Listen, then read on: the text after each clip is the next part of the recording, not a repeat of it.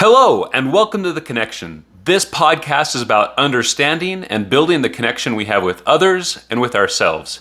It is my hope that through this podcast, you'll be able to have more joy and fulfillment in your life. I'm your host, Jared Hurst. So this is episode 30. Episode 30 feels like a really cool number, right?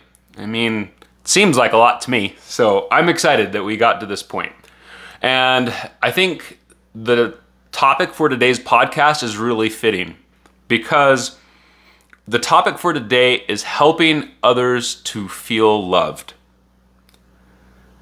If you were to ask me kind of my mission statement, and there's times where I've kind of tried to write out my why and put it in a very succinct, one or two sentence definition, I've said that my goal is to help others feel loved. That has been my mission, is to help other people to feel loved.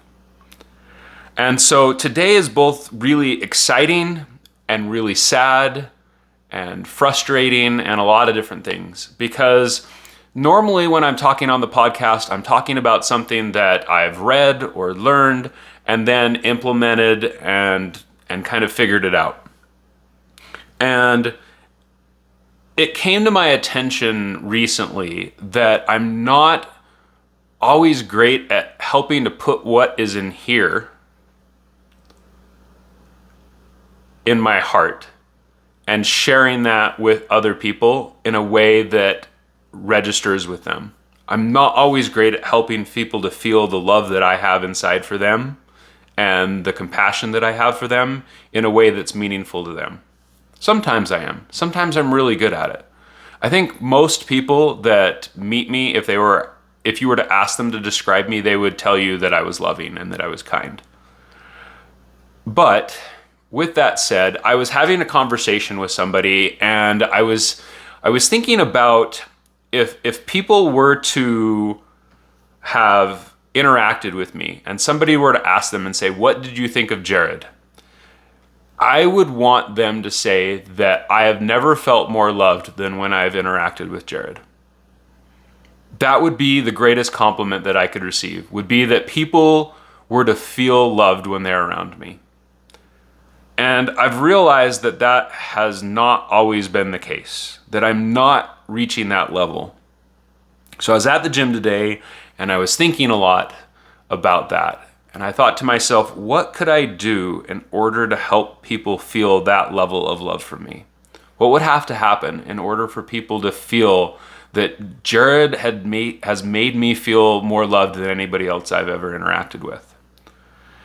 And I realized that in order for that to happen, I would have to be absolutely incredible at helping people to feel heard and understood.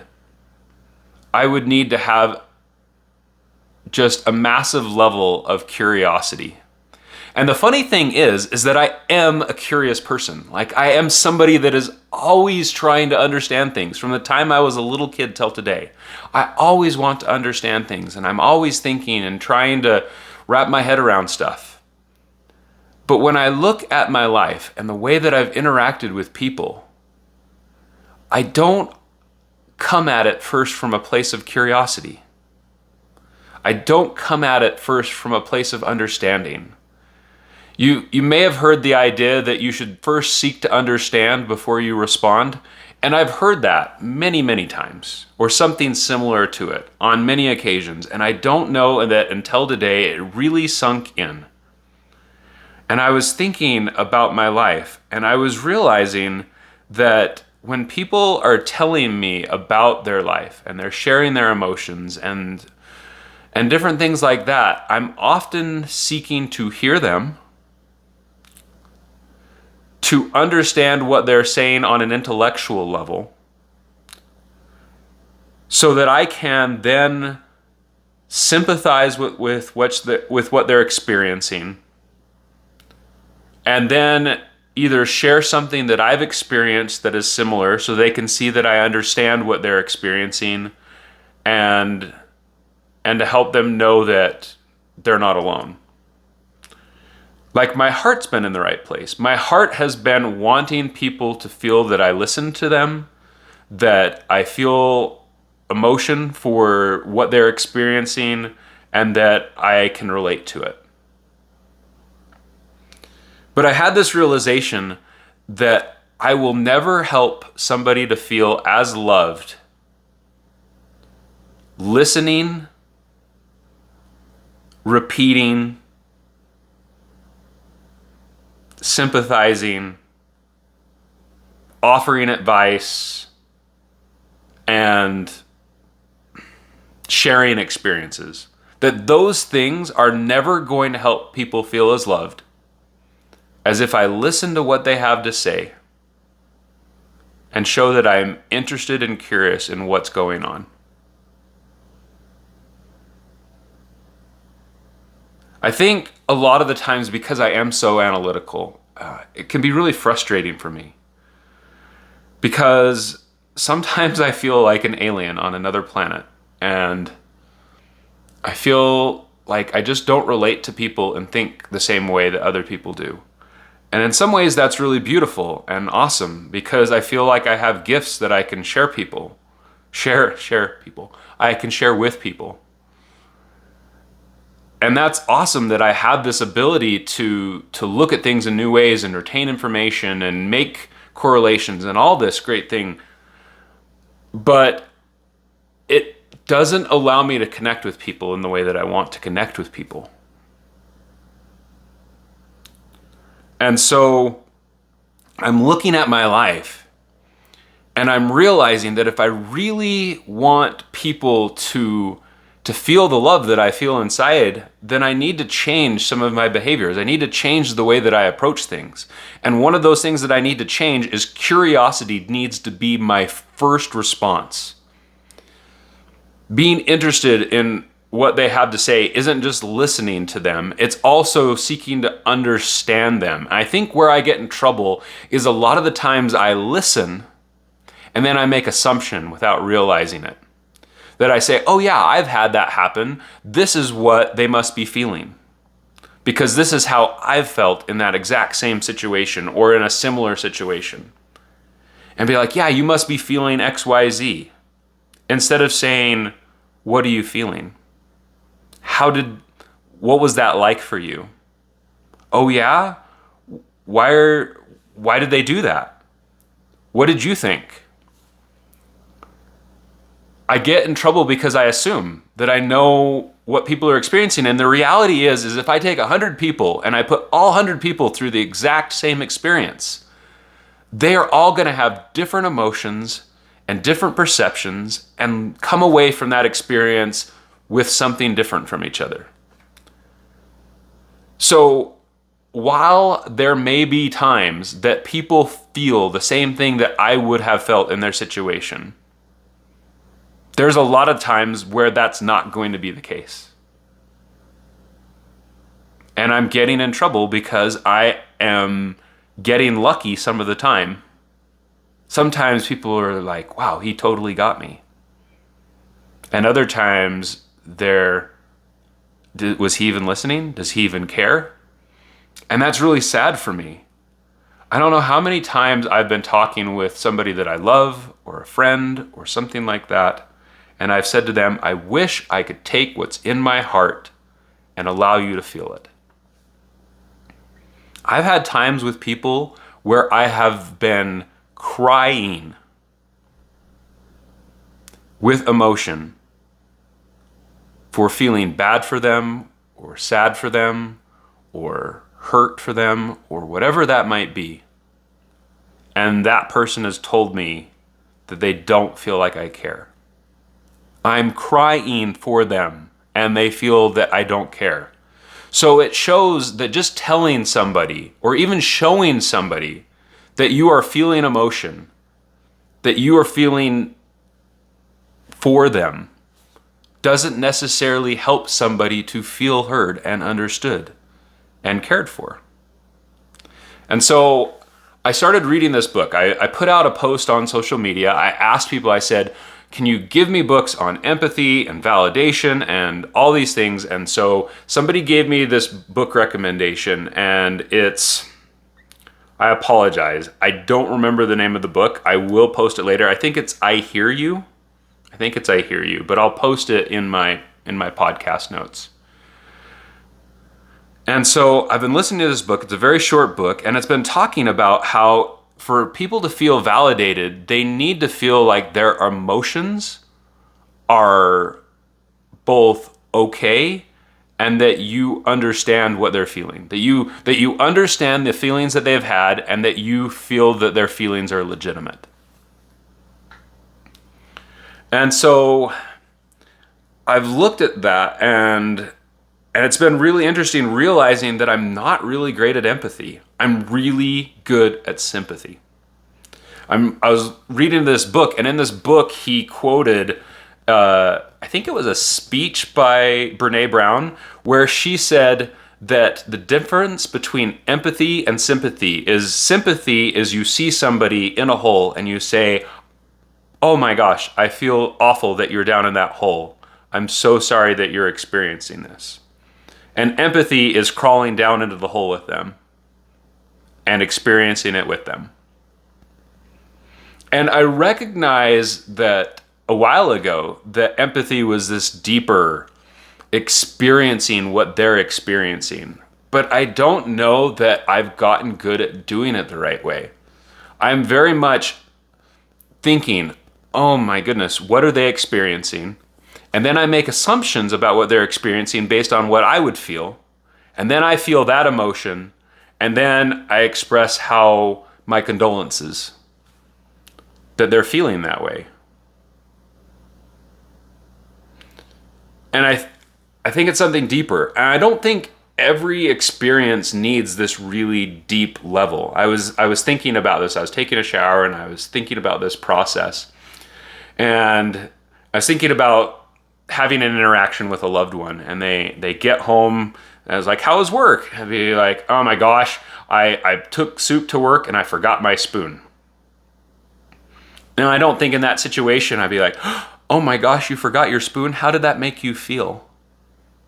No, I don't need to do that. But I do think you do need to show that you're interested and be like, oh man, I hate when I do something like that. What did you do? That shows curiosity and interest in what happened with them. And they say, oh, I poured it in the bowl and I just drank it out of the bowl. And be like, good job, way to improvise and to come up with something.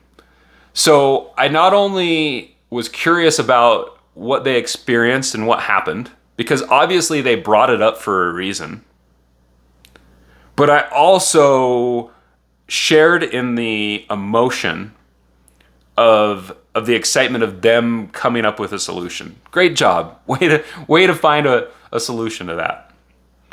So I think in a way that you're validating that person, and in a way you're showing curiosity for that person, but it doesn't always need to be this really big, deep thing. I do think there are things, obviously, that you do need to dig deep, but it's more about just wanting to understand and having interest in their perspective and what happened.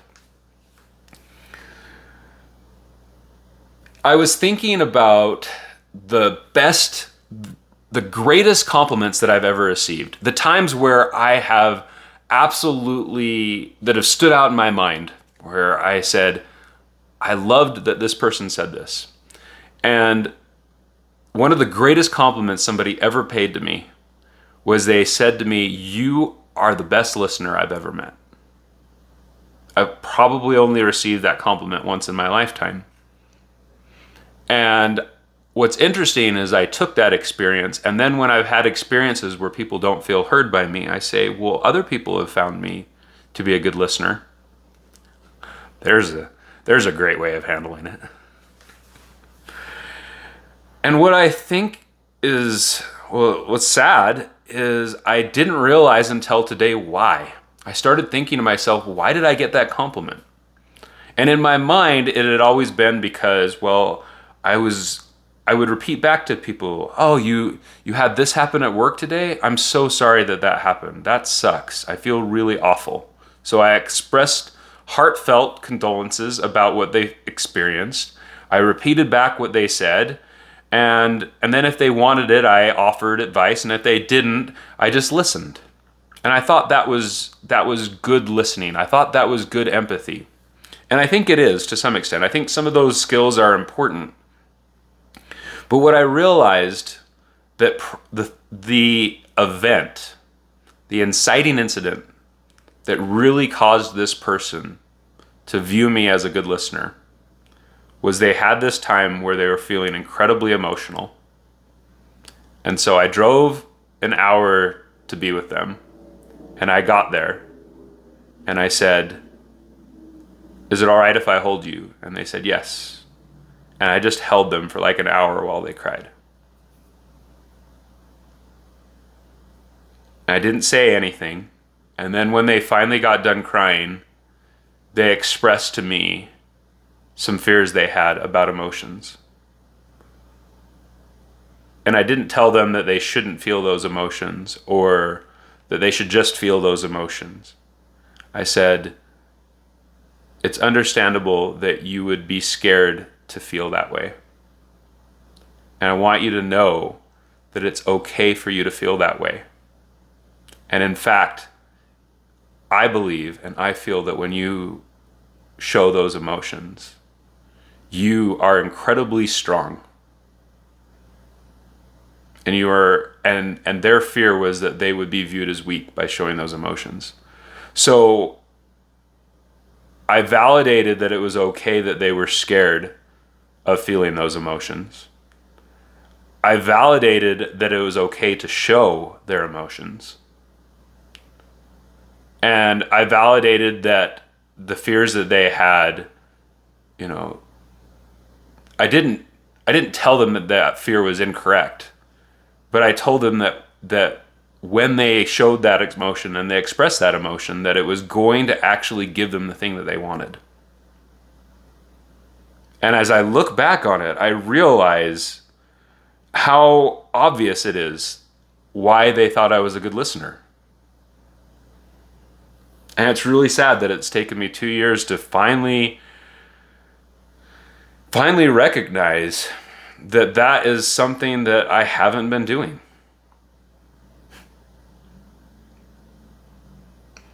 I realize that the thing that I want most for people is for them to feel accepted for who they are. And how can I help somebody to feel accepted for who they are when I don't show them that their emotions are acceptable, that their emotions are valid, that their actions are understandable, that they're valid, that I want to understand them, and that I'm not just listening so that I can talk, but I'm listening because I truly care and want to know what they're going through.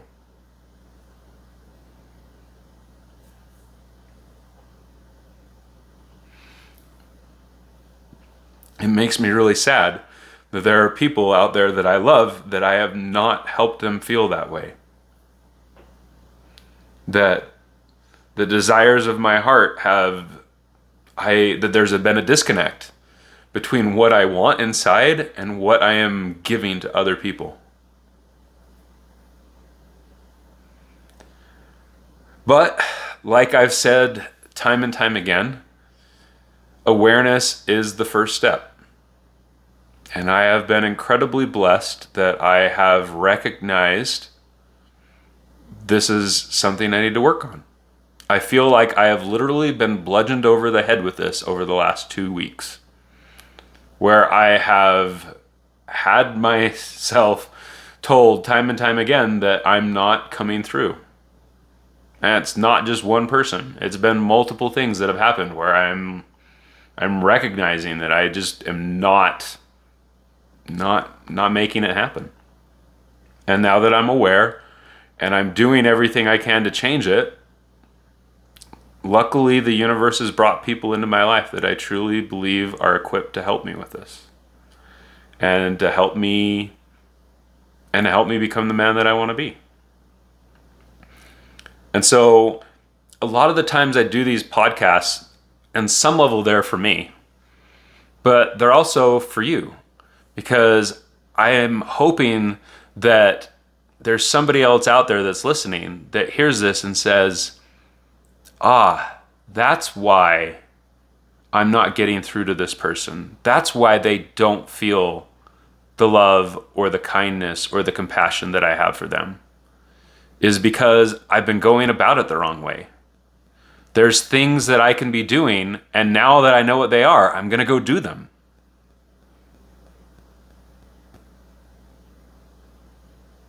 I'm excited to see where things go. I know I have a lot of tools that I need to develop. I recognize that because I'm such an analytical guy, a lot of the times, even when I'm being curious, that curiosity can come through as questioning their emotion. Not in a good way, but they can interpret that as me challenging their emotion.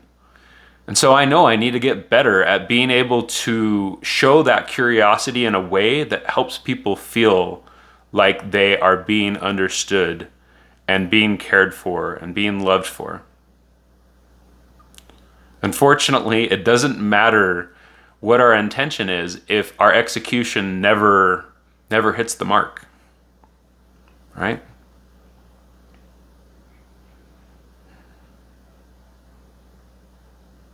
Well, I hope that you can see how this can help you. I'm excited for you to implement it. I'm excited for me to learn more. I'm sure as I learn more, I will share more with you. But I felt like this was something important enough that people needed to hear it and give themselves a gut check and say, am I connecting with the people I love and care about? I believe in you. I know you can do it. And until next week, remember that you are not alone.